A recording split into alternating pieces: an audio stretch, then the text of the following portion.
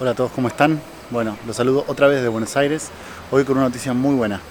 Estoy en camino al consultorio de un psicoanalista que admiro bastante, Bruno Bonoris.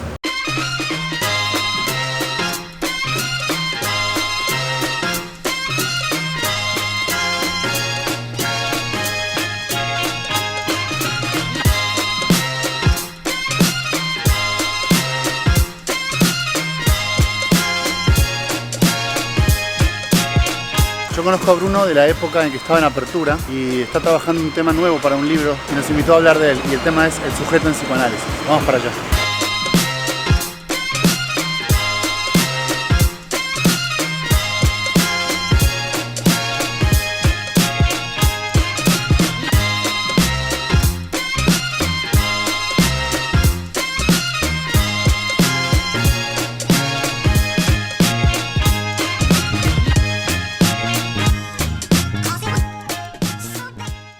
Hola a todos, bienvenidos a un video muy especial esta vez porque tenemos la alegría de que nos reciba Bruno Bonoris. Muchas gracias, Bruno. No, gracias a por vos. estar acá. Gracias.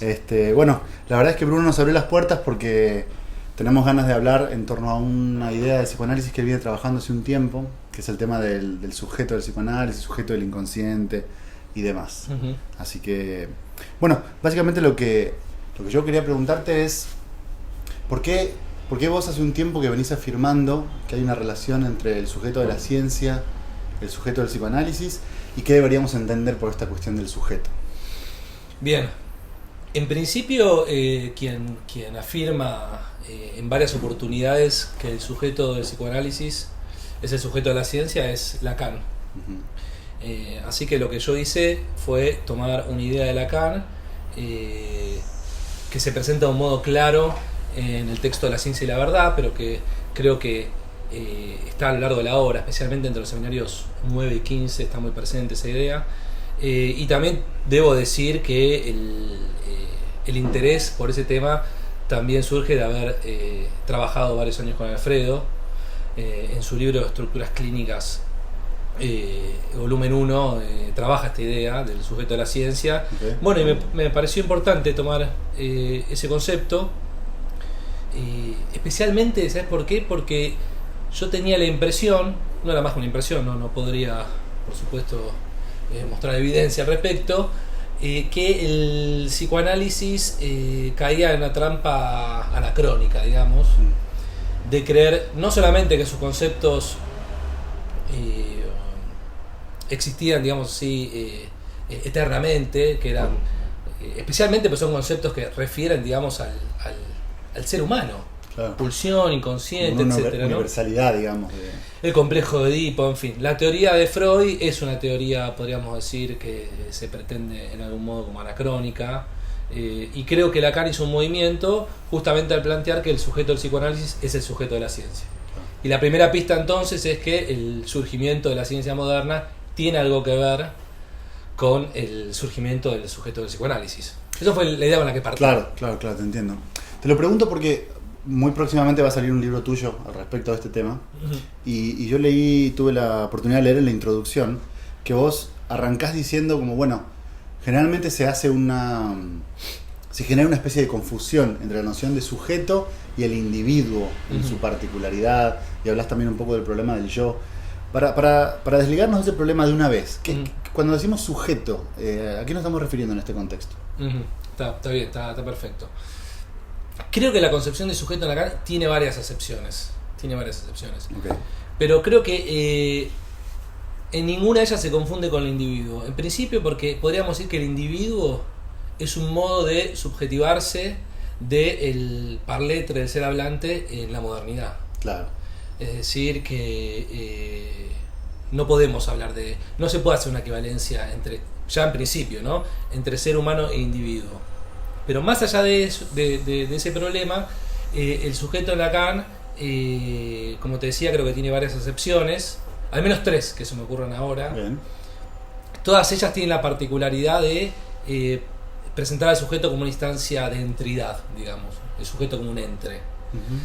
La definición canónica, que es la del sujeto entre significantes, la definición tal vez más clínica, que es la del sujeto entre analista y analizante, esa que aparece de un modo claro en el seminario 2.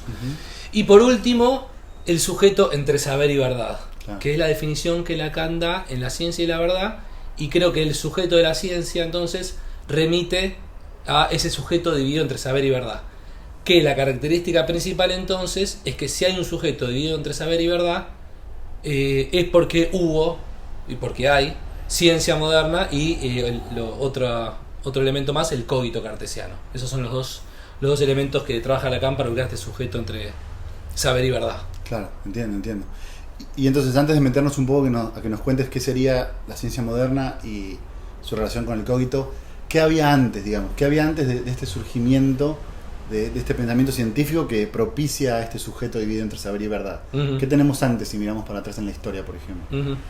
Bueno, yo diría, para decirlo de un modo muy sencillito, diría que otro tipo de sujeto, con otros vínculos con el saber y la verdad.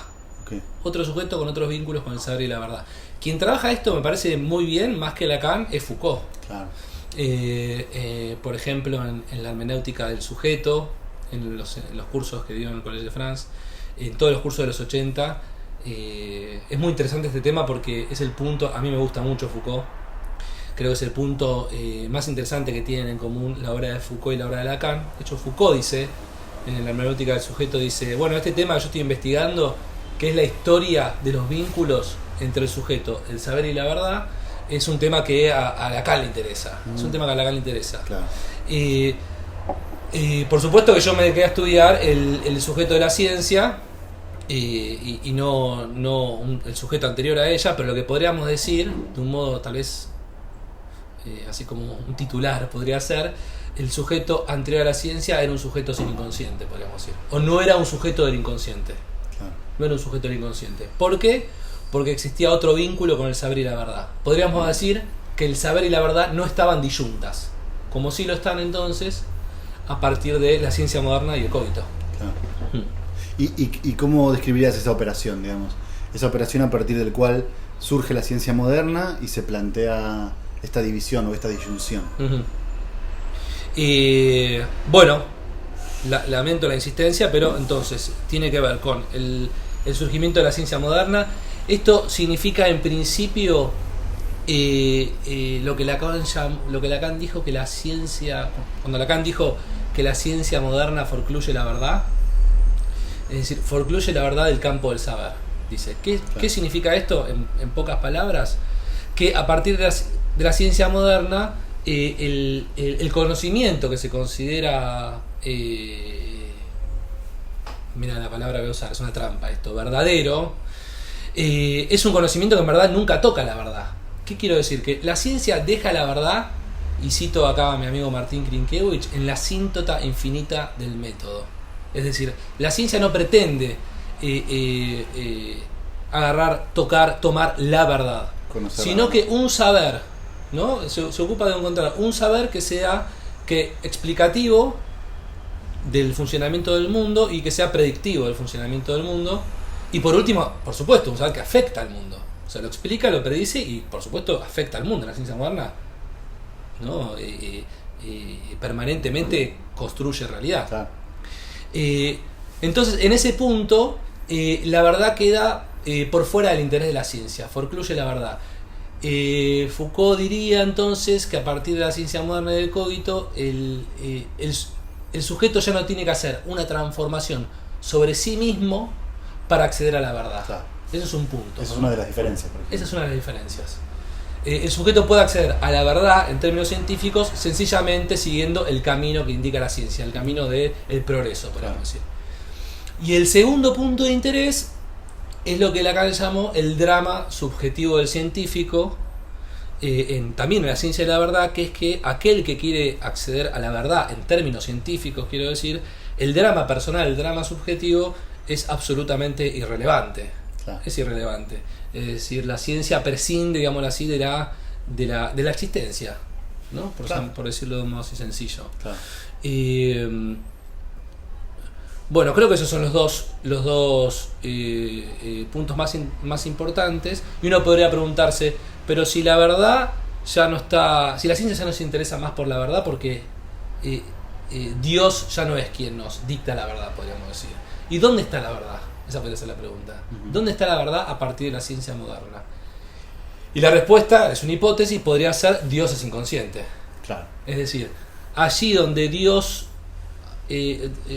o digámoslo así, el momento en que Dios deja de hablar, el inconsciente empieza a balbucear. El inconsciente, ¿no? Que es esa instancia, ese lugar donde puede producirse una recuperación de la verdad forcluida por la ciencia moderna. Claro, en cierto sentido retorna desde ahí, retorna desde ese lado. Exactamente. Ok, entonces si entiendo bien, es en ese contexto donde el psicoanálisis tiene algo para decir, ¿no? Por supuesto. Por eso los vínculos entre psicoanálisis y ciencia son íntimos. Claro. Son vínculos íntimos. El psicoanálisis recupera aquello, digamos, que a partir de la ciencia queda forcluido. Pero lo hace al ser una práctica moderna e instituirse como una práctica moderna, lo hace, digamos, con un espíritu científico. Claro. O sea, esto es evidente en Freud, ni hablar, y en Lacan me parece que también, con distintas concepciones de la ciencia, pero creo que ambos creen que el psicoanálisis está atravesado por un espíritu científico, racional, podríamos decir, de transmisión. Eso es importante. Y ¿sabes qué? Otra cosa que me parece fundamental es entonces discutir la idea que a menudo uno escucha, que es que la ciencia forcluye el sujeto. Porque según lo que yo leo en Lacan, es al revés, la ciencia produce el sujeto, no lo forcluye. Sí, pero empecemos por explicar un poco qué significaría esta idea, como si hubiera algo del orden de lo particular y de lo subjetivo y de lo propio que queda por fuera de la ciencia, que a la ciencia no le interesa. ¿Es esa la idea de que se repliega con esta frase? Bueno, pero está bien, sí, pero más correcto sería decir que lo que forcluye la ciencia es la verdad. Claro. Es la verdad del campo del saber y no el sujeto, porque si no, me parece que igual lo problemático de esas frases son las consecuencias que tiene. Por ejemplo, creer que el psicoanálisis no tiene absolutamente nada que ver con la ciencia. Incluso que va en direcciones completamente contrarias, porque va a rescatar esto que ellos dejan por fuera. Exactamente, sí. Por lo cual me parece clave esa diferencia. Claro, solo que no me termina de quedar del todo claro qué significaría en esta frase, para ellos, el sujeto. ¿Entendés? Como si hubiera algo... ¿Qué es lo que supuestamente dejaría por fuera la ciencia?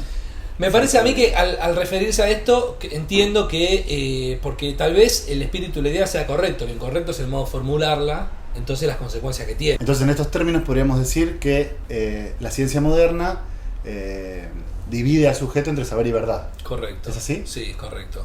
Lo que habría que aclarar entonces es que si bien la ciencia produce este sujeto dividido entre saber y verdad, por otro lado lo que dice Lacan es que al mismo tiempo la ciencia hace todos los esfuerzos para coser esa división, para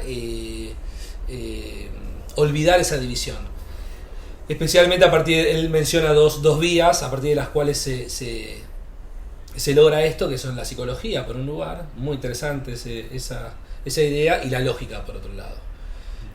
Lo de la psicología es bastante claro, en la medida en todos los ideales, digamos, que llegan por parte de la psicología, que producen un sujeto unitario, digamos.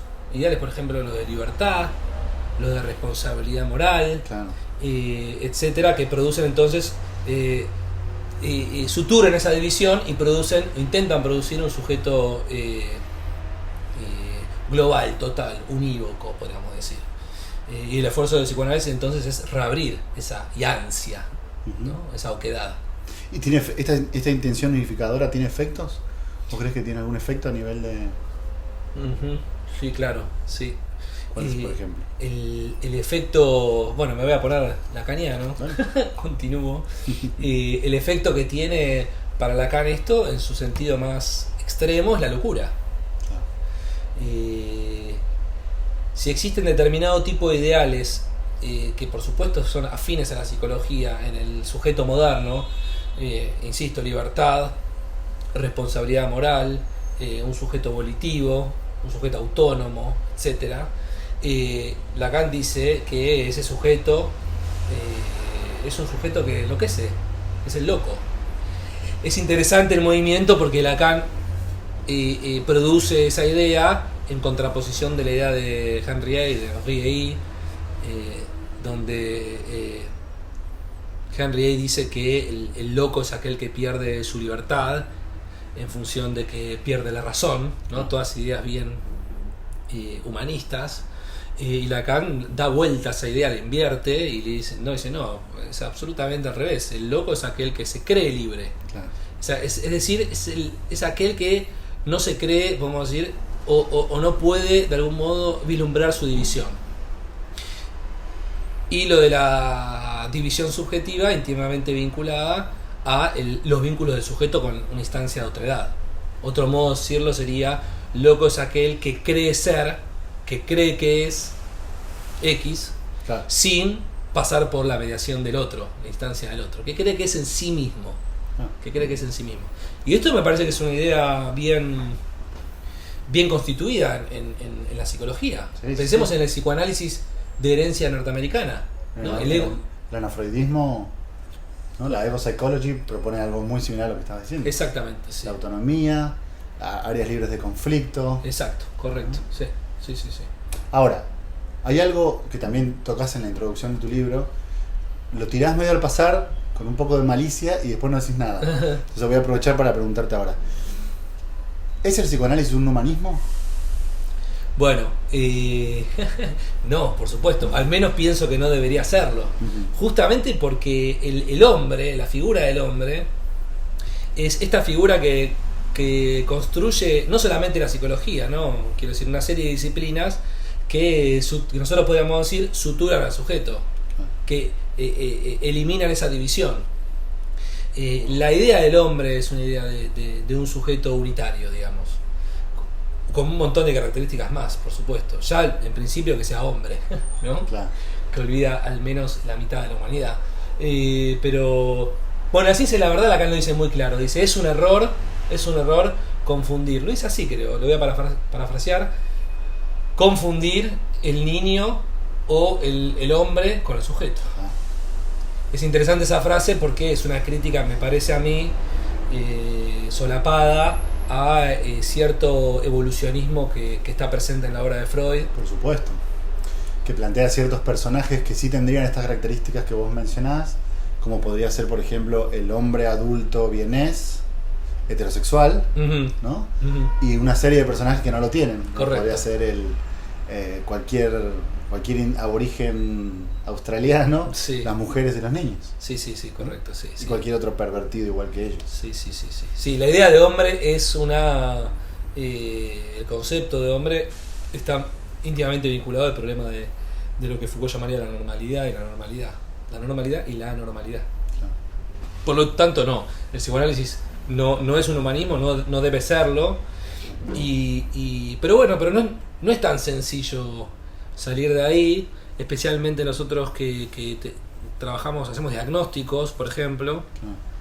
Y el diagnóstico muchas veces funciona como un dispositivo esencializador, digamos, ¿no? Que le da que terminaría hablando de lo que la gente es, ¿no? Este es un psicótico, este es un neurótico, es una histérica, es un obsesivo. Es muy difícil salir de ahí realmente. Pero bueno, creo que hay que estar advertido, al menos hay que estar advertido, porque uno permanentemente cae en esas trampas, quiero decir. Sí, sin duda. Pero me parece que tenemos que estar advertidos de estos problemas. Pero yo todavía veo un problema más grave Uh-huh. que el problema que mencionás, en el sentido de que por un lado tenés los postulados de Lacan, en estos términos, ¿no? Y por otro lado, en las antípodas tenés esas personas que sostienen ciertas lógicas esencialistas o creen que las cosas son como son o que algo es lo que es. Uh-huh. Pero entre esos dos extremos veo un terreno bastante amorfo de colegas que son lacanianos de la boca para afuera, digamos. Uh-huh. Es decir, me explico qué es lo que estoy queriendo decirte. Que plantean esta crítica a los diagnósticos, por ejemplo, que plantean esta crítica a las etiquetas, como ellos mismos las llaman, Uh-huh. Y que sin darse cuenta están ejerciendo sobre la teoría de Lacan el peor de los rechazos, que es justamente aceptarla. ¿Entendés? Entonces lo que yo termino notando es que hay como una capita de pintura lacaniana, ¿no? Como una especie de brillito por arriba, Y la estructura que está por debajo sigue siendo profundamente esencialista, sigue sosteniendo más o menos los mismos problemas, no se plantea la división en estos términos, sino la división como, bueno, sí, claro, el sujeto dividido, la falta, 2 o 3 palabras más y listo, ¿no? Pero que nunca trasciende ese punto. No sé si vos también lo notás. Sí, también lo noto. Siempre este tipo de problemas es muy difícil plantearlos porque uno establece un diagnóstico, una impresión es la que uno tiene, una intuición de colegas a los que uno escucha en supervisiones, en grupo de estudio, en algunos textos, pero sí, me da la impresión de que a veces sucede que se habla en términos lacanianos de una teoría que no, al menos según mi lectura de Lacan, no corresponde con el espíritu de la obra de Lacan. Y en esto coincido con el diagnóstico que hace Alfredo Edelstein del problema de lo que se llama freudo-lacanismo, en el sentido de que se leen algunas ideas de Lacan en función de la obra de Freud, que en algunas ocasiones me parece correcto, pero en otras no tanto. Y por ejemplo, en lo que respecta al problema del diagnóstico, esto está claro, es evidente. Para Freud está claro que los diagnósticos correspondían, digamos, a problemas individuales, podríamos decir. De algún modo, a pesar de que Freud... Yo tengo la impresión, perdón, hago un paréntesis, de que Freud, la obra de Freud es bastante particular, pero por lo que yo llamaría el genio de Freud. ¿A qué voy con esto? Que Freud tiene algunas ideas que son absolutamente subversivas. Si me das 2 minutos me gustaría ubicarlas rápidamente. Por supuesto. Una, por supuesto, es la idea de que el síntoma es un mensaje y un mensaje inconsciente, un saber que no se sabe. Claro. La segunda es que el cuerpo que él ubica en histeria es un cuerpo absolutamente independiente del cuerpo de la anatomía. Y la tercera es que el instinto, la pulsión, en principio es completamente independiente del objeto. Por lo cual Freud primero planteó la existencia de que el síntoma algo quiere decir acerca de la existencia de una persona, una cosa notable. Luego plantea entonces que hay un cuerpo que es independiente del cuerpo anatómico, por lo cual plantea la existencia de un nuevo cuerpo. Claro. Un cuerpo que pone en cuestión la dualidad cartesiana, mente-cuerpo, porque se presenta como instancia, podemos decir, tercera. Y la de la pulsión, porque rompe con la idea de instinto sexual, que es el concepto principal uno de los conceptos principales de la psiquiatría decimonónica, del surgimiento de la psiquiatría. Entonces tiene al menos esas 3 bombas atómicas teóricas. Pero, si ese es el genio de Freud, después podríamos ir a Freud persona, ¿no? Que creo que en varias partes de su obra se dedica sistemáticamente a poner en cuestión sus propias ideas. Claro. El texto de 3 ensayos es notable, donde en las primeras páginas dice esto de la pulsión, que la pulsión es independiente del objeto, y luego, por ejemplo, trabaja con categorías propias de la psiquiatría, como la perversión, porque la perversión finalmente es justamente una desviación en relación a aquello que debería ser lo natural, que es el vínculo del sujeto, del instinto del sujeto con algún objeto predeterminado. Y por eso dice, por ejemplo, que la homosexualidad es una inversión. ¿Una inversión de qué? Es que si originalmente se suponía que no tenía objeto. Correcto. Claro. Entonces, mi modo de leer a Freud es así. Encuentro ideas muy, muy subversivas que todavía hoy cuesta para extraer todas sus consecuencias, y encuentro partes de la obra de Freud donde de algún modo borra con el codo, lo escribe con la mano, se dice, ¿no? Bueno, y en función de esto, entonces te iba a decir, cierro el paréntesis ahora, que a pesar de que de todas estas ideas de Freud, de la idea del inconsciente, del conflicto, etcétera, creo que hay, por ejemplo, las categorías de interior y exterior que atraviesan esa topología que tiene Freud, y atraviesa toda su obra. Es como una especie de obstáculo epistemológico para pensar el diagnóstico, porque todo lo que le pasa a alguien le pasa a él adentro de él, por lo cual es bien suyo lo que le pasa, ¿no?